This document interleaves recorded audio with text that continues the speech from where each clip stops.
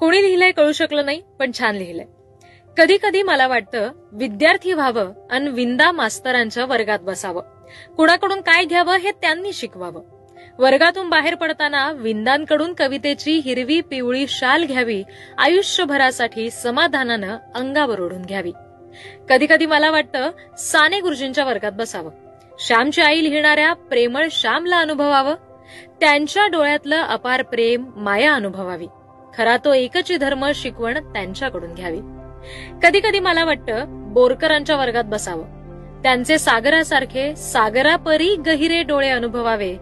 जे जीवन त्यांना कळले हो ते मलाही शिकवाल का विचारावं. कधी कधी मला वाटतं कुसुमाग्रजांच्या वर्गात जावं. कशास आई भिजवीसी डोळे त्यांच्याकडून ऐकावं. रात्रीच्या गर्भातील उषक्कालाची आशा जागवीत निघावं. पाठीवर तात्यासाहेबांचा हात असावा. लढ रे पोरा ऐकताना कणा ताठ व्हावा. कधी कधी मला वाटतं शांताबाईंकडे जावं. ऋतू हिरवा ऋतू बरवा कुठे भेटला जाणून घ्यावं. माझे जीवन गाणे लिहिणाऱ्या पाडगावकरांच्या वर्गात एक चक्कर मारावी. विचारावं त्यांना, व्यथा असो आनंद असो तुम्ही गात कसे राहता, आनंदाच्या रसात नाहत कसे राहता. त्यांच्या चष्म्या आडच्या प्रेमळ मिश्किल डोळ्यात खोल खोल डोकावून बघावं. शतदा प्रेम करावेचं रहस्य समजून घ्यावं.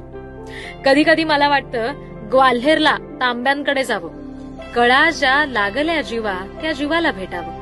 दिवसभर त्यांच्याजवळ राहावं. पहाटे त्यांच्याकडून घनतमी राज्य करणाऱ्या शुक्राला बघावं.